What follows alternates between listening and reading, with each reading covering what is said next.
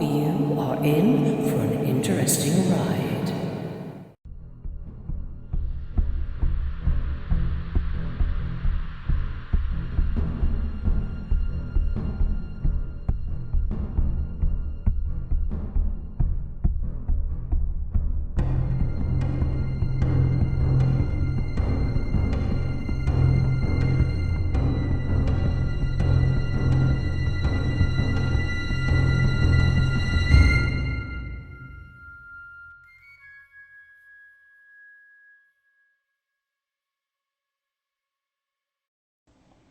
Part 1. Demonstrating finding tunnels and treasure. Welcome to the archive section of the ET Newsroom, and this is from September and October 2021. We're out on the mound here in Calverley Grounds, which is Tunbridge Wells, Kent.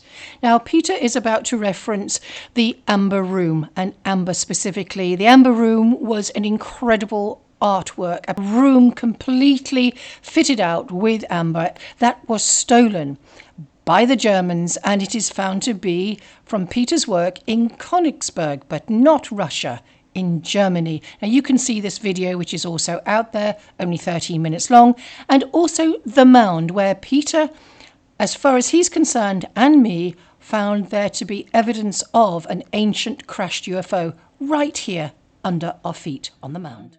That I'm going to show now is if we thought we had it here, which we know we haven't, how the system works, because we know we've got underground bunkers and tunnels here. So I'm going to show how the rods react on this green 6, which is green 6, just basically olive green 6. The mine reacts on that. It finds dirty water, sweaty tunnels and cavities below the ground at any depth. So this would be extremely interesting for security for nations that are threatened by their neighbours who dig tunnels from one place to another. They could just do the same thing. Right, I'm holding my rods out, and they are only going to measure the para response to the colour through the ferrous system, to my mind, that will react on the colour, the equivalent of what's below the ground. So I'll start working my way forward, and you feel a surge in your mind when it comes. Here we go, the rod's closed, so I've hit a cavity below the ground, and now I want to know how long and how big this cavity is. The rods will carry on staying crossed until that energy ferrous system depletes, and then they start to open up. As you can see, it's gradually, the energy is gradually depleting and they're coming up. So therefore, between that point there and this point here, there's a tunnel, a cavity below the ground.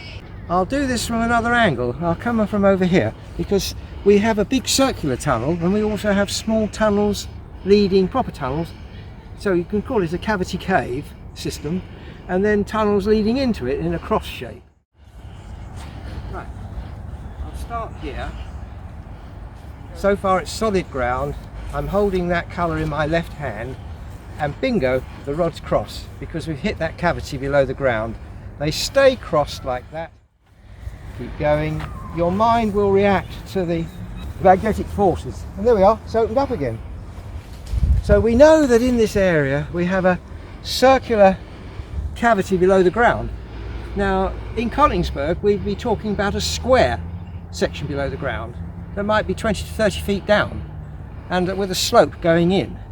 But the cavity will still be there, although the slope would probably be filled in to camouflage the fact that there was ever an entrance. And there would probably be munitions in there to mine to protect somebody from going in and stealing what was already stolen. But the thing is that we got codes for explosives as well, so therefore you could use those to detect if there is anything there. So now what I'm going to do is use the amber code. Now supposing we thought that there was amber here, this is the amber code. I've got solid amber in the bag over there, 542693. Because it's written numbers, I just have to keep looking at this and repeating it. 542693, 542693, 542693, 542693, 542. No response whatsoever for that substance down there in that cavity. Now I have to do this that way. If I painted those up, then I wouldn't have to keep doing that. So if I painted them up like this for gold, then I wouldn't have to keep reading the numbers in. That's the same for all these codes. Radionic numbers have to be read into the mind through the sight. Colours are read into the mind through just holding in the hand through the ferrous system. So there are two ways that this information can go into the mind. The mind has already given you the numbers and the colours anyway, so it knows what it's looking for as an equal and opposite match. Now we'll go and get a bit of amber and just pretend that there was amber down here and see what we can do. So the first thing, in divining, certain substances can block divining. Sometimes polystyrene and cork will block, but only for a short time. Most hospitals think that their radiation areas for x-rays are blocked by lead. But in actual fact, they don't realise that the radiation signals will seep through the lead, and you can actually pick up a hospital x-ray department by the radiation orange for, like smoke out of a chimney. Now, I've got this bit of amber here. It's in plastic. I'll just see if it's possible to do it through the plastic. I haven't tried this before. Right, now we'll use the amber code 542693, 542693, 542693, 542693, and there we are. It just crosses over. And it'd probably be slightly quicker without the plastic round it. This solid amber is a witness. This is a radionic witness. So you've got three different ways of detecting whether you've got amber in the room. Hold amber, have amber's value in colour, or amber's value in numbers, and it should respond. Now you can also count down by starting from 1 up to wherever the rods cross for counting down to see roughly how deep the energy is. I mean, quite frankly, you've got a whole amber room. I mean, it should stow up like a rocket to the moon, but this tiny little bit here is strong enough to actually respond even through a bit of plastic. And have a go, see what you find. And why hasn't the mayor's office responded? Why hasn't the German embassy responded? What do they know we don't, or what don't they want to know that we know? This is scientific because we're working to set colour values and their related power value numbers, which is what an ordinary diviner does not do. Some of them will hold gold to find gold. You know, for Oak Island, Billy the Kid's treasure, all these things, they're looking for their gold slashes. All they've got to do is go over the maps of the areas with the gold colour code, find out where the response is, and then go and metal detect that area, or better still, ground radar. But if this was strewn with rocks and undulations and things like that, it's difficult to do. But you can still use these, and you can still do metal detecting, and some metal detecting equipment will go down to quite a considerable depth. Well, there's the opportunity.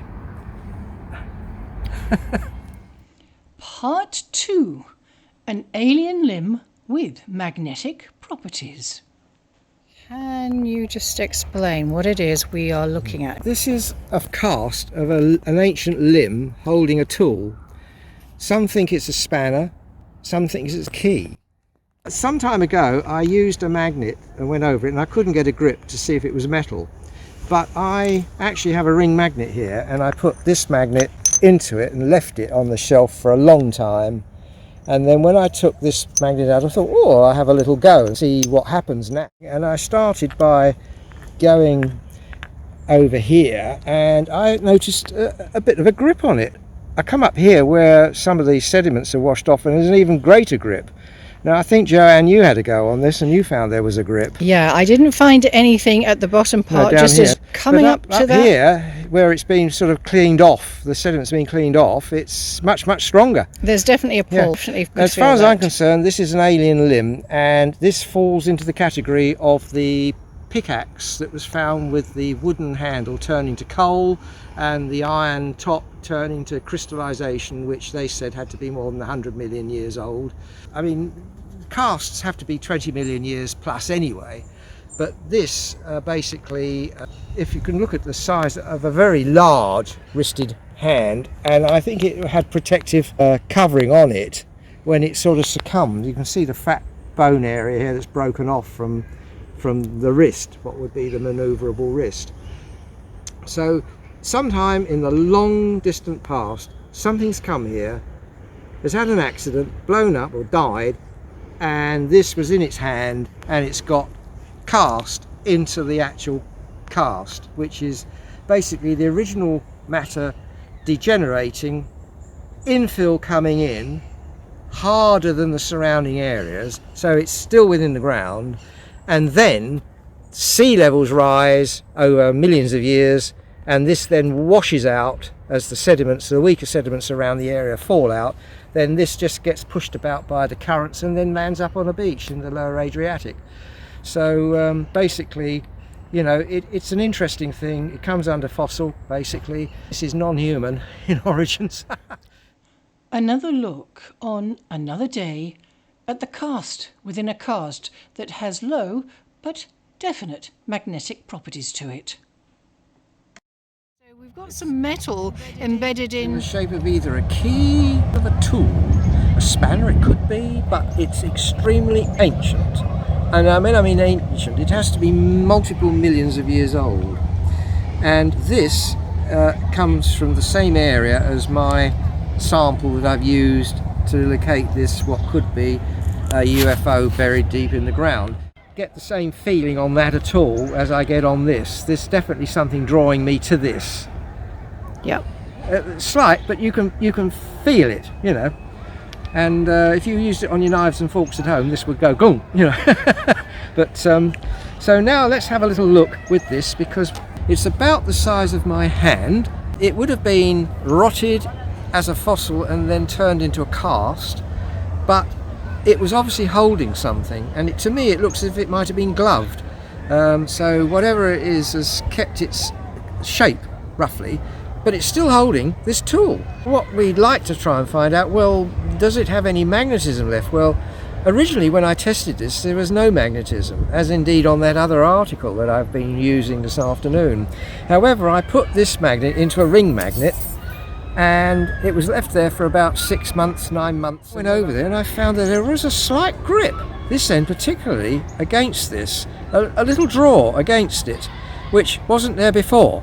That means that this really is a metal, and I think that's quite obvious, you know, that there is a metal here. I thought, well, I wonder if there's any response to this, because we had tungsten in there in the circle, and I wonder whether this also could be a tool of some description, might respond in there. So let's have a little look.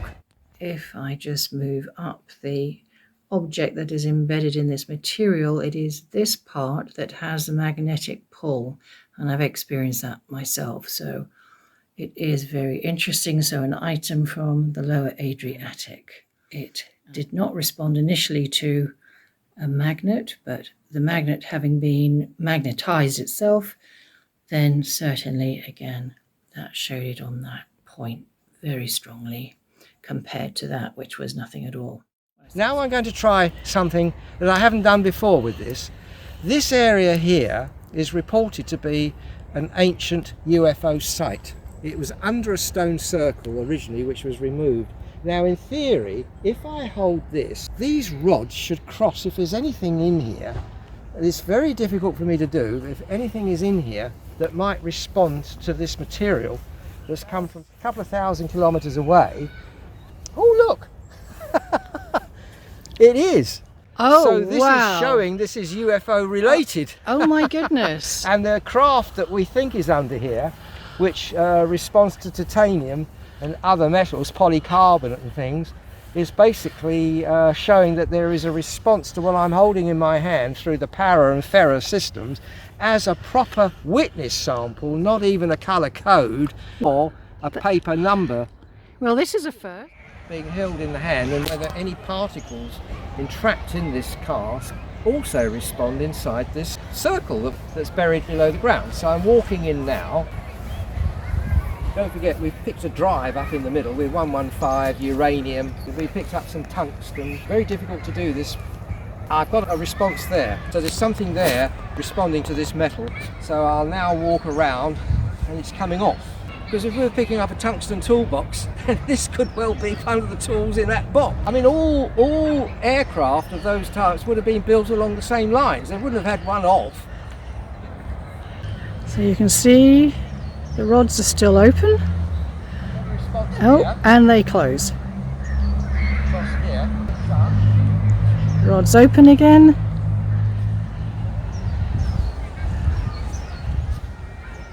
So I found two areas within the circle that respond to this metal here. That although the universe is made up of similar type of matter, different processes can make different types of metals.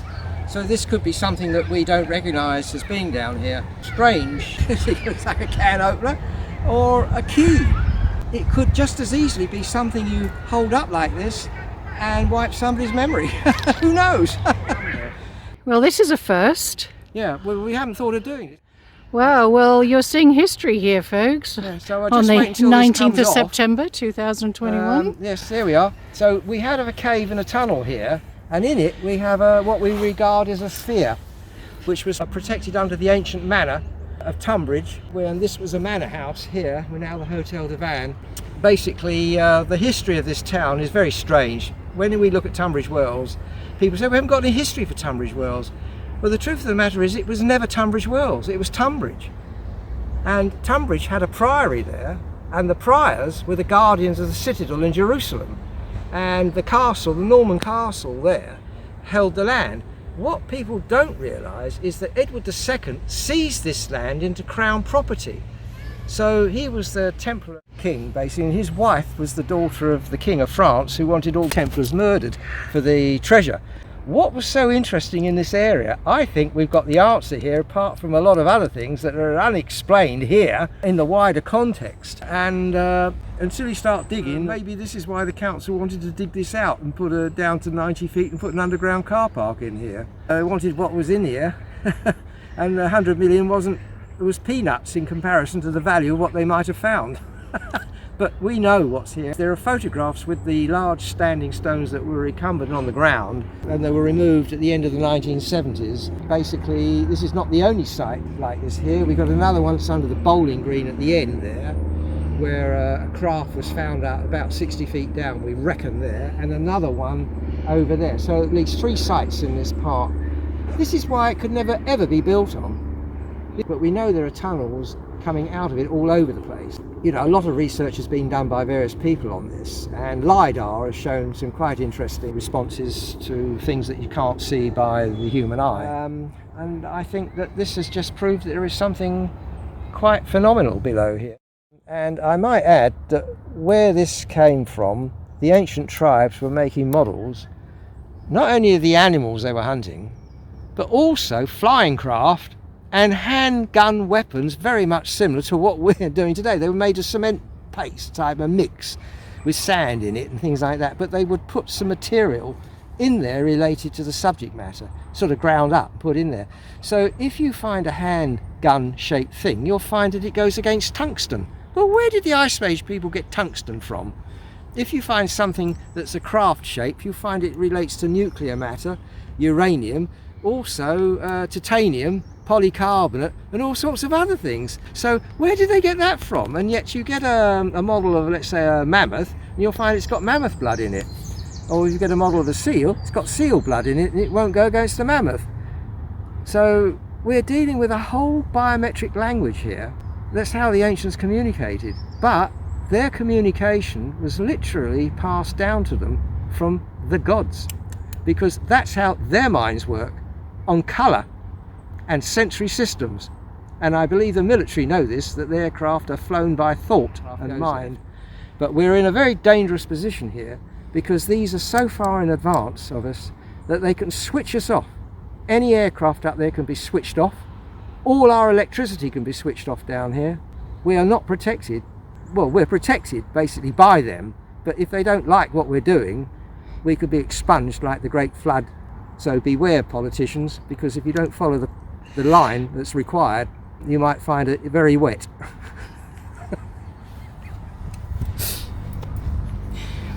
Thank you very much, Peter. Fascinating stuff, and lovely to have another first.